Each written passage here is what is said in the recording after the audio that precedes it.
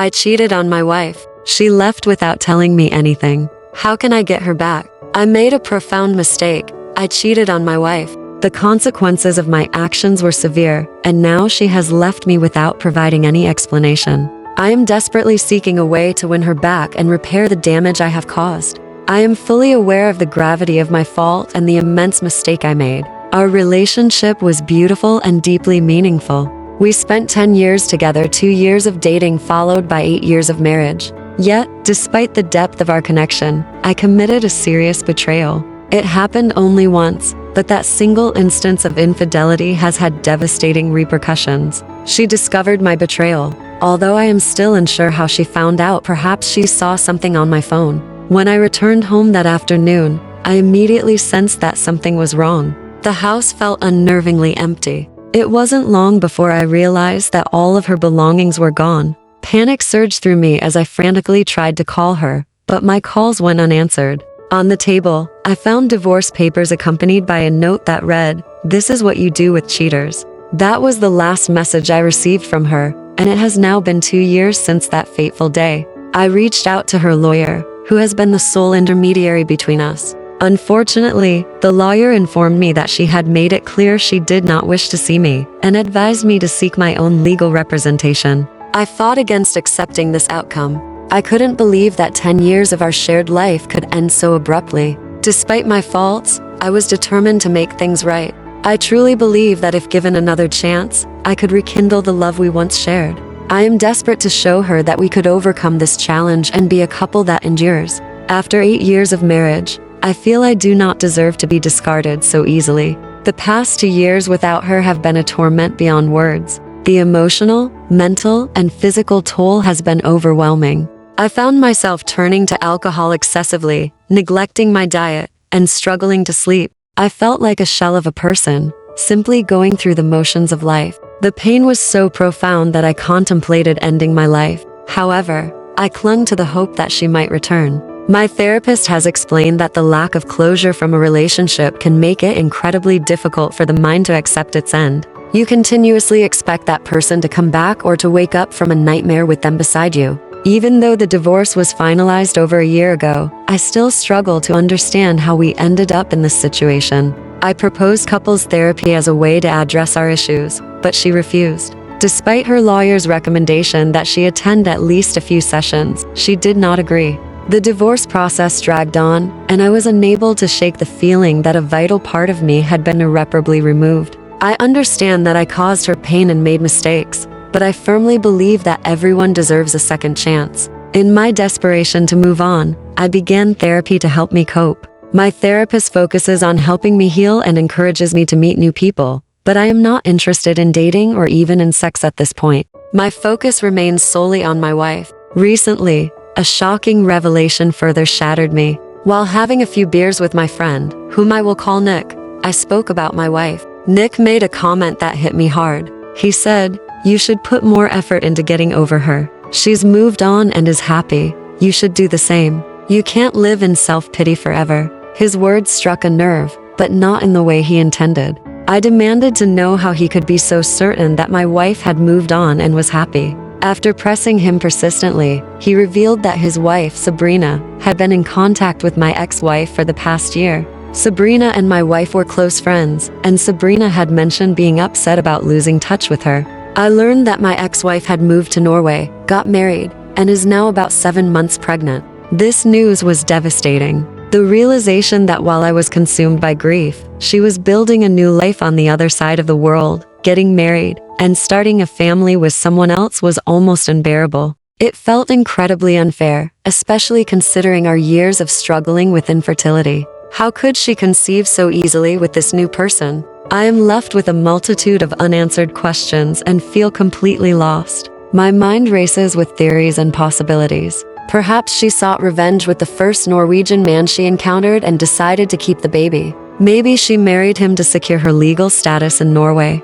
These thoughts are tormenting me. I refuse to believe that she is in love with him, and I need to understand what has happened, because it feels as though our decade-long relationship meant nothing to her. I am contemplating traveling to Norway to find her, but I face numerous obstacles. I do not know her exact location, have no contact information, and her social media accounts are closed. Her family is small and lives in a different country, and they have all blocked me.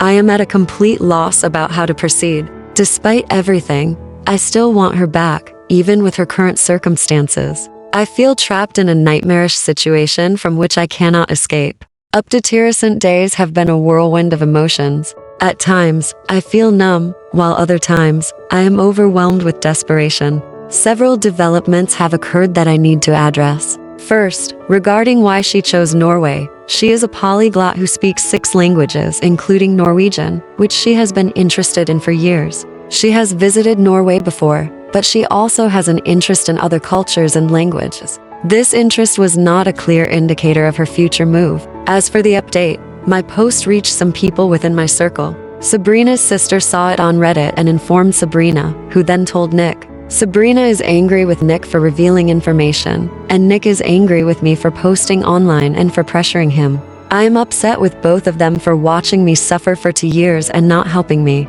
Sabrina should have given me my ex-wife's contact details, but she prioritized her friendship over helping me mend my marriage. None of them cared about my feelings, and I am done with them. I have continued my search for information about my ex-wife. I found a potential lead through a relative of hers on Instagram. Although the account was sparse, it matched the profile of a woman from Norway. I discovered that she had married this man about a year ago, which was unexpected and confusing. The timeline does not add up, as she left in May 2022, and by February 2023, she was already in a stable relationship with someone who had introduced her to his family. This rapid progression is baffling. Despite what some may imagine, the new man is not a glamorous figure. He is tall, blonde, and pale, with long hair and a chunky build, resembling an old cartoon Viking more than a handsome celebrity. He is an engineer who wears heavy metal bend t-shirts, a profession and interest that oddly parallel mine.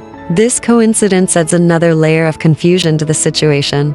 The thought of her having a baby with another man is devastating. I am not infertile, and the idea that she could conceive so easily with someone else is unbearable. I am trying to process these emotions and understand what has happened, but it is challenging. I have decided not to travel to Norway or attempt to contact her. I still want to see her and talk to her, but I cannot force her to do so. I need to focus on my own healing and address these feelings in therapy. If by some chance, this post reaches my ex-wife, I want her to know that I still love her. She knows how to contact me. To the new man, I want to say that the only reason he has a chance with her is because I made a terrible mistake. He may have met her when she was vulnerable, but that does not excuse taking advantage of the situation. Now time for story 2. My boyfriend woke me up at 2 a.m. to make him dinner, but I made him leave instead. A few months ago, I officially became involved with a man who initially appeared to be everything I could have hoped for in a partner. He was sweet, kind, humorous, and attractive, the typical qualities that make someone appealing. Our relationship seemed to progress smoothly. We spent time together at each other's places, enjoyed date nights, and generally engaged in the everyday activities that characterize a healthy relationship. In summary, there were no glaring issues, although there were a few minor concerns, as is common in any relationship. However, an incident that occurred recently made me reconsider our relationship and ultimately led me to make a difficult decision. He is currently under significant stress at work because several of his colleagues have left, and he has had to take on extra responsibilities to manage the workload. We decided to spend the weekend at my place because his roommates are quite noisy, and he needed a quiet environment to focus on resolving a technical issue at work so he could work remotely. On Friday, everything went as planned. We stayed in, and between his work tasks, we engaged in our usual couple activities. However, by Saturday, the situation had worsened. The stress from his job had intensified, and he was not eating the food I prepared for him. I reminded him that there were leftovers in the fridge, but he was clearly overwhelmed and chose not to eat them. By PM, he was still working, so I decided to go to bed. In the middle of the night, around 2 a.m., I was abruptly woken up by him shaking me and informing me that he was hungry. I was disoriented and confused, and I reminded him about the leftovers in the fridge before trying to go back to sleep. However, he became irritable and insisted that I make him something fresh immediately. At this point, I was half asleep and could not fully comprehend what was happening. He began to complain about wanting coconut shrimp or something similar. His insistence and frustration left me bewildered, and I could only stare at him, trying to make sense of his demands. His irritation seemed to escalate, and he started to criticize me for not fulfilling my duties as his girlfriend. This accusation fully woke me up and shocked me into realizing that his behavior was completely unacceptable. I told him firmly that he needed to leave my house. Initially, he tried to apologize and change his demeanor, but I was resolute. I repeated my decision that he needed to leave, and I began to gather his belongings. I placed his things into a bag and once again told him to go. He seemed stunned and taken aback by my reaction. He continued to apologize and attempted to hug me, but it was only when I threw his car keys at him that he understood I was serious about him leaving. This confrontation occurred on Sunday morning, and as of Monday night, I am still refusing to communicate with him. He has attempted to call and text me, but I am feeling both annoyed and perplexed by his behavior. I recognize that at some point, I will need to address the situation with him, but right now, I am struggling with the idea of having a conversation. I find his actions to be completely unreasonable and disrespectful, and I am deeply frustrated by the way he handled the situation.